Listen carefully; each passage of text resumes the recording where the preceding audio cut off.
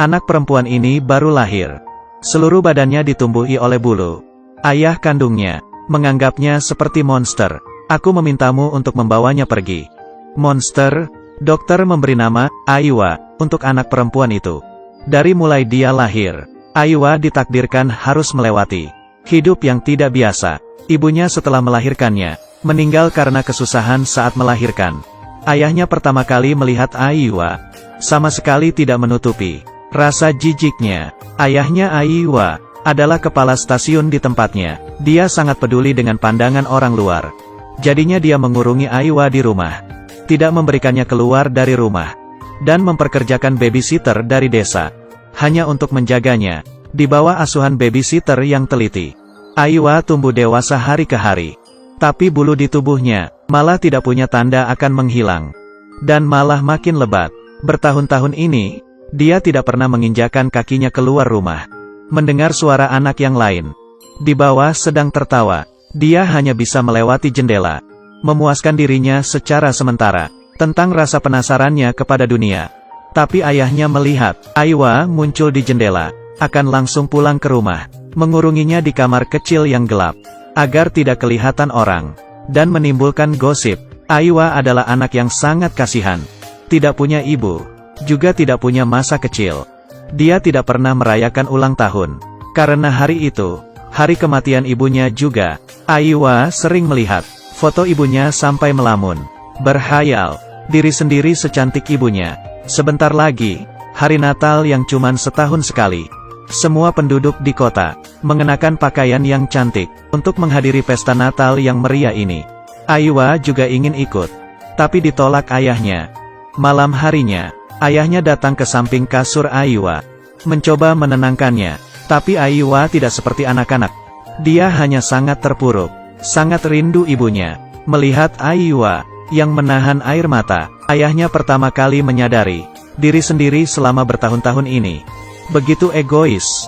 Dia mengumpulkan keberanian, memutuskan untuk memberi Aiwa melewati Natal yang sebenarnya untuk pertama kali. Ayahnya membeli sepatu kulit yang tinggi, membuatkannya baju baru berwarna merah, membungkus Aiwa dengan sangat ketat. Babysitternya meminjamkannya kalung mutiara miliknya ke Aiwa. Kamu terlihat seperti Tuan Putri. Tapi di acara Natal, saat di detik Aiwa muncul, semua orang menyimpan senyumannya, mundur tanpa sadar dan mengomonginya. Aiwa perlahan jalan menuju pohon Natal. Anak-anak yang lain melihat Aiwa, takut dan penasaran. Hanya ada satu anak laki-laki, dengan berani jalan ke depan, memegang bulu di wajah Aiwa. Apakah panas? Sama seperti yang aku pikirkan. Aiwa merasa gugup dan juga bersemangat. Itu pertama kalinya dia hidup seperti orang biasa. Tapi tidak begitu lama, pesulap yang sedang menyulap malah menggunakannya jadi bahan candaan. Menertawainya, seperti memakai penutup kepala, membuat penonton lainnya tertawa terbahak-bahak. Aiwa sangat kecewa. Ayahnya dengan cepat membawa pergi, dan merasa memberikan Aiwa keluar adalah keputusan yang salah. Aiwa sekali lagi dikurung di rumah, bermain sendiri, belajar sendiri, hari demi hari, karena sudah lama tidak berinteraksi dengan orang. Karakter Aiwa berubah menjadi sangat emosional. Apa yang terjadi? Kamu kenapa? Berhenti, kamu tidak boleh begitu. Ayahnya malas untuk menenanginya, jadi mengurungnya di kamar kecil gelap lagi. Di kamar kecil gelap itu, Aiwa menghiali angka untuk menghabiskan waktu. Tapi di saat ini, hal yang ajaib terjadi. Rumus-rumus matematika, seperti hantu, muncul di depan matanya. Anak perempuan itu membuka baju luarannya, memperlihatkan bulu lebat di badannya, karena saat lahir, follicle rambut tidak deregenerasi. Dia menjadi wanita singa berbulu emas. Dianggap monster oleh orang sekitar. Tidak boleh menginjakan kakinya selangkah pun keluar dari rumah. Tapi semua orang tidak tahu, sebenarnya Aiwa jenius. Dia sangat sensitif dengan angka. Menggunakan selembar kertas, tabel kode Morse, Aiwa dengan cepat menguasai teknik telegraf, sampai ayahnya pun terkejut. Tapi meskipun begitu, ayahnya tetap bersikeras mengurung Aiwa, tidak memberinya menerima pendidikan yang lebih banyak. Aiwa dari kecil tidak memiliki ibu. Di dunia ini babysitternya adalah orang yang paling menyayanginya. Dia berharap Aiwa bisa seperti anak pada umumnya. Ke sekolah, bermain, punya teman. Tumbuh dewasa dengan sehat bahagia. Tapi saran babysitternya oleh ayahnya Aiwa ditolak dengan marah. Dia tidak percaya anaknya bisa berada di dunia yang penuh pandangan aneh. Hidup. Karena ini, babysitternya berdebat dengan ayahnya. Lalu kehilangan pekerjaannya. Setelah kepergian babysitternya, Aiwa sangat merindukannya, berubah menjadi seperti arwahnya tidak ada di badannya. Demi keluar rumah mencari babysitternya, Aiwa diam-diam mencuri cukuran ayahnya, mencoba mencukur bersih semua bulu di badannya.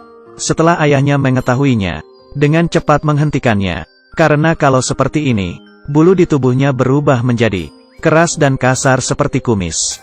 Tanpa pilihan apapun, ayahnya hanya bisa meminta babysitternya untuk kembali, dan menyetujui Aiwa untuk belajar di sekolah. Hari pertama Aiwa di kelasnya, semua teman sekolahnya melihatnya dengan mata terkejut, seperti melihat hewan di kebun bintang. Setelah pulang sekolah, mereka mengelilingi Aiwa, memukuli dan menendangnya. Bahkan ada bocah yang mencabut bulu di badan Aiwa, mengangkatnya seperti barang kemenangan. Setelah pulang rumah, ayahnya bertanya kepada Aiwa, "Bagaimana sekolah hari ini?"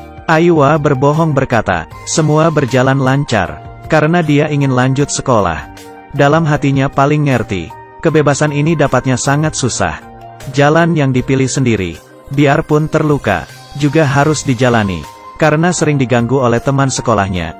Aiwa mulai bolos, sendiri membaca buku di pinggiran danau. Lalu sendirian tumbuh dewasa menjadi anak gadis. Hari ini di meja makan, ayahnya membawa berita baik. Di dalam negeri akan membuka seminar penyakit kulit. Di dalamnya berkumpul berbagai jenis para ahli, dokter ternama, yang mungkin bisa mengobati penyakit Aiwa. Aiwa dengan penuh harapan, bersama ayahnya memulai perjalanan. Di kereta api ayah dan anak tidak peduli pandangan dari orang sekitar. Bersama memakan malam, memikirkan tentang masa depan, percaya dengan semuanya akan pelan-pelan membaik. Ayahnya mengantar Aiwa ke seminar. Dokter-dokter langsung maju ke depan, melihat Aiwa tanpa mengedipkan mata. Sama sekali tidak peduli dengan perasaannya. Malamnya, Aiwa di koridor, bertemu dengan seorang pasien. Pria ini, badannya ditumbuhi sisik merah. Tampangnya sangat menakuti orang. Tapi bagi Aiwa, dia akhirnya menemukan sejenisnya. Pria itu mengundang Aiwa untuk duduk di kamarnya. Dia memberitahu Aiwa, dia bekerja di sirkus. Di dalamnya ada berbagai jenis orang yang aneh, ada saudara kembar Siam, dan juga raksasa dan kurcaci. Pria ini mengundang Aiwa bergabung dengan mereka. Menceritakan pengalamannya, membuatnya melihat dengan jelas satu hal. Orang seperti kita, selamanya tidak akan diterima di dunia orang normal. Hanya di sirkus, Aiwa baru tidak dianggap monster. Disitulah rumah yang sebenarnya. Kamu bisa merasakan kebahagiaan, merasakan diperlukan, dan rasa dicintai, bisa memenuhi kemauan sendiri. Aiwa merasa percaya tapi merasa tidak percaya juga. Tapi omongan pria itu tetap di hatinya, menanami biji. Berbaring di ranjang, Aiwa tidak bisa tidur. Ini adalah film yang sangat tidak populer. Ratingnya 7.1. Hanya 778 orang yang memberikan rating. Tapi ini adalah film yang sangat bagus. Menceritakan tentang seorang gadis yang menderita penyakit berbulu banyak. Dari didiskriminasi, bangkit pelan-pelan dari kontroversi, sampai akhirnya mengendalik takdirnya sendiri. Dia bernama Aiwa. Sekujur tubuh ditumbuhi bulu berwarna emas. Dia membuka bajunya dan berdiri di bawah lampu, menahan tatapan-tatapan dari dokter-dokter. Mereka mengatasnamakan penelitian, mengelilingi Aiwa, dan menggunakan gunting menggunting bulunya. Tidak ada sama sekali terhadap manusia. Rasa hormat yang paling dasar. Aiwa tidak ingin di sini lagi sedetik pun.